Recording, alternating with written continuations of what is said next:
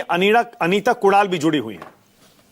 और प्रशांत किशोर आगे कहते हैं, पूर्व ब्यूरोक्रेट जियालाल आर्य पर भी लेन देन के आरोप हैं। चीफ सेक्रेटरी प्रत्यय अमृत की विमल बोलो जुबा केसरी, हर पल मनाओ केसरी त्योहार। अभय दुबे, आइए बताइए अभय दुबे, आपको लग रहा है सही आरोप हैं? और अगर हैं अभय दुबे, अशोक चौधरी तो पहले आप ही के बिहार के अध्यक्ष थे ना? जीवन भर खाते रहे, भरा न इनका पेट, जब भी मिल जाए भाजपा और जेडीयू के नेताजी तभी करो कुछ भेंट। आकंठ भ्रष्टाचार में डूबे। अभी आपको एक बहुत अच्छा उदाहरण देखने को मिला। प्रशांत किशोर की पार्टी और जेडीयू का तालमेल तो देखिए आप। नीतीश कुमार जी बेहद ईमानदार मुख्यमंत्री रहे, उन पर कोई आरोप नहीं, पवन जी कहते हैं, और वो पवन जी के लिए कसीदे गढ़ रहे हैं। अरे आते ही पूत के पांव पालने में दिख गए थे। 1000 करोड़ रुपए का सृजन घोटाला, जो ट्रेजरी का पैसा था वो एनजीओ के खाते में, इनको पता नहीं था क्या? 70,000 करोड़ रुपए की लूट की नीतीश कुमार और उनकी जो सत्ताधारी गैंग है उसने। हमने नहीं कहा, मानक जी, ये सीएजी ने लिख दिया अपनी रिपोर्ट में, आजाद भारत के इतिहास में पहली बार, मानक जी 1 मिनट समय कि दीजिए। गबन की आशंका है हमको। ये सीएजी ने लिखा। दूसरी बात मैं बता रहा हूं, और अभी की बात बता रहा हूं। ये जो इनका ग्रामीण कार्य विभाग है, विनोद राय रात भर नोट जलाते रहे, नालियां चौक हो गई, लेकिन उस अधिकारी के नोट खत्म नहीं हुए। ऋषु श्री एक ठेकेदार है, उसके 4 प्रांतों में छापे पड़े।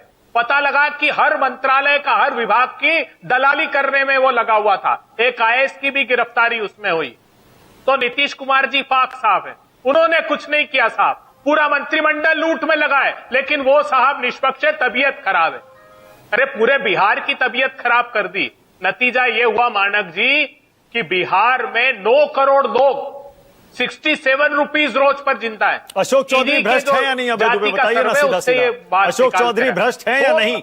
अरे मैं क्या कह रहा हूं, इससे बड़ा प्रमाण क्या कह रहे हैं अभी हमारे काबिल दोस्त कि वो बोले साहब कराइए एफआई। इनको पता है इसलिए ताकत से कह रहे हैं कि ना एफआईआर होगी ना जांच होगी।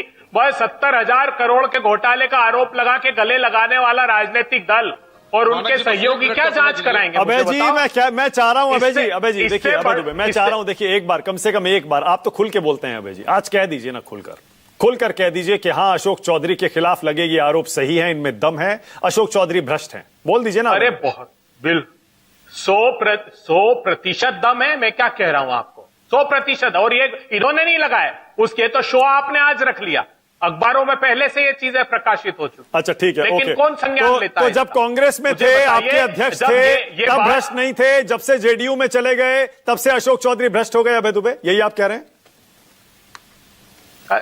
तो साहब प्रमाण दीजिए ना, हम क्या कह रहे हैं। इन्होंने तो अभी पीके ने तो 2010 का उदाहरण दिया। 2010 के बाद तो पैसे लेकर इन्हीं पार्टियों का प्रचार करते थे, नहीं करते थे क्या? पूछिए इनसे। तो पैसे लेकर जो पैसे लेकर विचारधारा के लिए काम करता हो, उसकी कोई विचारधारा नहीं है। ओके, अब तो इनसे ना बोलिए जरा। तो इन्हें अशोक चौधरी तो एक बड़ा चेहरा है ना, जेडीयू के बड़े नेता हैं, मंत्री हैं, मतलब पूरा एनडीए फंस गया ना अब तो इस पर। देखिए मानक जी, जब अभय दुबे जी एक तरह से दोबारा इल्जाम लगा रहे हैं आपके शो पर, आपको जानकर खुशी होगी, आप तो जानते ही होंगे कि 2018 तक अशोक चौधरी कांग्रेस में थे। तो अगर आज इतने बड़े स्कैम का आरोप आ रहा है तो संभवतः इसकी शुरुआत जो है, यह ट्रेनिंग जो है, इनको कांग्रेस पार्टी से ही मिली होगी। और देश में कोई ऐसा स्कैम नहीं है जो कांग्रेस पार्टी की मिली भगत के बगैर हो रहा है।